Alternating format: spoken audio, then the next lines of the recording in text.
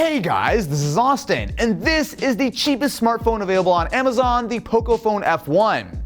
Just kidding, this is for obscenely rich people. These are the actual cheapest smartphones we can find on Amazon with Prime shipping, and huge shout out to LastPass for sponsoring this video. LastPass relieves the stress around keeping track of all of your passwords and losing access to your accounts. Now, I've personally been using LastPass for over 5 years now, way before they ever sponsored the channel. With LastPass, you never have to remember or write down another password again. Not only will it keep all of them safe and secure inside your LastPass vault, but on top of that, you can even generate random passwords for each individual site. You know, if you're one of those people who uses the same 1, 2, 3, 4 password on every single site. Don't do that. Bad idea. Use LastPass. And LastPass even works on sites as well as apps on mobile devices such as iOS and Android. You can even unlock your vault with just your fingerprint or face. And with access to advanced two-factor authentication options such as a YubiKey, LastPass is not only convenient, but it's a safe way of keeping all your passwords secure online. If you aren't already using LastPass, you should definitely check it out at the link in the description. Again, huge shout out to LastPass for sponsoring this video. Now let's get into some cheap smartphones. Starting out with, we have the Blue Advance A4, one of the more popular options on Amazon at $55 with nearly 1,000 reviews. Inside, you will find a quad-core processor, but it's backed up by only 512 megabytes of RAM,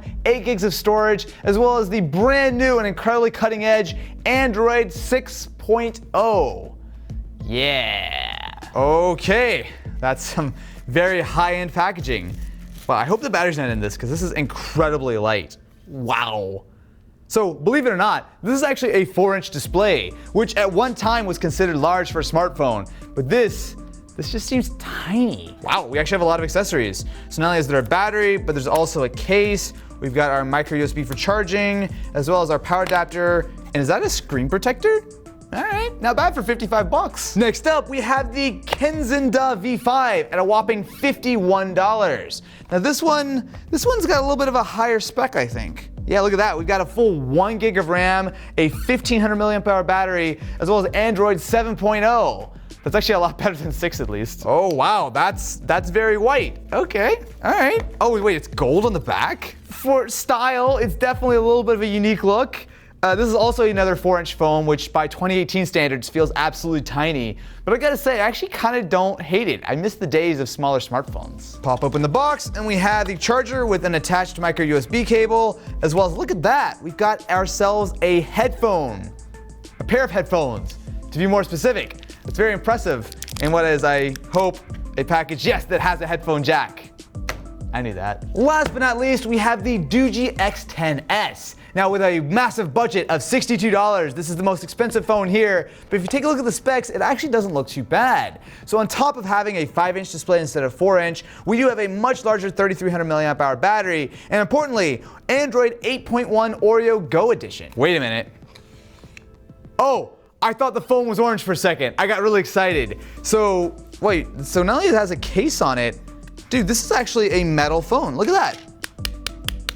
Wow. So this does come with a screen protector in the box, as well as it looks like to be a charger. And on the bottom, we have our micro USB cable and some random accessories that I'm never gonna read. So with all 3 phones charged up and updated, let's start with the Blue Advance A4. The issue here is that this just feels ancient. Not only is it made out of incredibly cheap plastic, but also the hardware itself just feels really out of date. Now sure, this was okay a couple years ago, but right now there's just better phones, even when you're buying the cheapest things on Amazon. The Ken phone, I will definitely say, has a lot of flair, kind of like the real Ken himself. So what I like about this is that it is a little bit of a unique look, right? And I think especially when you're talking about a phone that costs you $50 that's completely unlocked that you can get straight from Amazon, that's cool. But there are definitely some downsides, and the big one is the screen. If you look at it directly head on, it's okay, but as soon as you start tilting it off to the side, the viewing angles are, well, they leave a lot to be desired. And on top of that, this is only a 480 by 800 screen. That resolution, my friends, should have been left in 2010 where it belongs, not in 2018 on a, well, to be fair, $51 phone, but which brings us to the Doogee, a phone which actually feels usable in 2018. So first of all, it's a bigger phone. Having a 5-inch display instead of a 4-inch panel looks a lot nicer. And on top of that, it is a much nicer display. It is IPS, and while the actual resolution is still 480 by 854, the actual screen itself, it's much brighter. It seems, you know, usable and not garbage town like everything else. It also feels pretty decent in the hand. Now yeah, it is a little bit on the heavy side, but if you pop off the back, what you do find is that massive 3300 milliamp hour battery, or sorry, 3360 milliamp hour battery, which is back here. A little side note with the Doogee phone, if you actually buy one of these, you actually should take off the back panel because there's a little plastic tab which keeps the battery contacts from being connected to the phone. There's been a time or two where I picked up a Doogee phone and thought it was broken, and I just had to, remove that piece of plastic. Pro tip. Of course, we do have the included pair of headphones that come with the Ken phone, which means that I've got to, I guess I should listen to the radio, right? Does that seem fair? I mean, is that a Jesus song? I'm not doing this for no reason. I have to get service. Or I have to get a radio station. Why am I listening to radio on a $50 phone from Amazon? This is a poor choice of my time. This is running Android 8.1 Go Edition. Now that's a fairly up-to-date version of Android, but importantly it has almost no bloatware, and there are Go-specific versions of a lot of Google apps such as Gmail, YouTube, Google, etc. Now these are very, very small versions of the apps, so you can kind of consider them like lightweight versions at only 3 to 5 megabytes for a lot of them.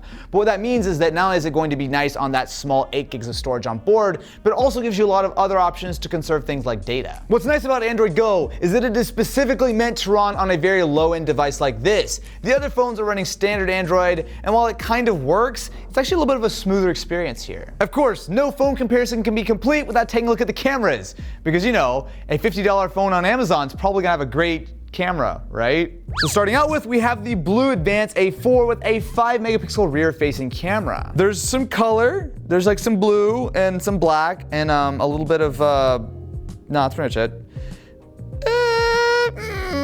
Not great, not too surprising, but that's definitely not all that impressive. But what we do have is not only a 2 megapixel front facing camera, but it has a flash. Ready, set, whoa. That is straight potato mode. To be fair, this is one of the cheapest smartphones we can find on Amazon, but let's step it up to the Kenji phone. Wow, this is, that's impressive. It literally took like 5 seconds to take the photo, and that is awful. That's not even funny. Let's turn off HDR. Oh, we got the makeup effect. Yeah, let's turn on the makeup effect. I feel like that's gonna be a good move. I don't think that qualifies as a makeup effect. I think that qualifies as the opposite of crispy. That's the softest photo I may have ever seen. I'm really hoping the Doogee is able to pull it out for us right now, because this is really depressing. Oh wow, this actually looks like a real camera. So I take a shot here. That's actually perfectly respectable. I mean, it's not super sharp. It doesn't make any kind of modern smartphone look bad, but it is much, much better than the other two. I'll switch over to that front-facing camera. Wow, look at that. There's actual color. I mean, there's not a lot of color, but this feels much more like a modern smartphone. I'm gonna say this Doogee for a little over $60 is really impressive, especially considering that it has that giant battery inside. Going into this video, I had low expectations, but I've gotta say, considering just how much smartphone you're able to get for so cheap, it's really actually not too bad. And if you're brave enough to give the cheapest smartphones on Amazon a try, the links will be in the description. But beware, it's actually not that bad. It just sounds spooky and scary if I make it sound like they're all terrible, and in fact they're actually just totally reasonable, sort of decently priced, respectful, responsible, clever choices. Good way to spend your money.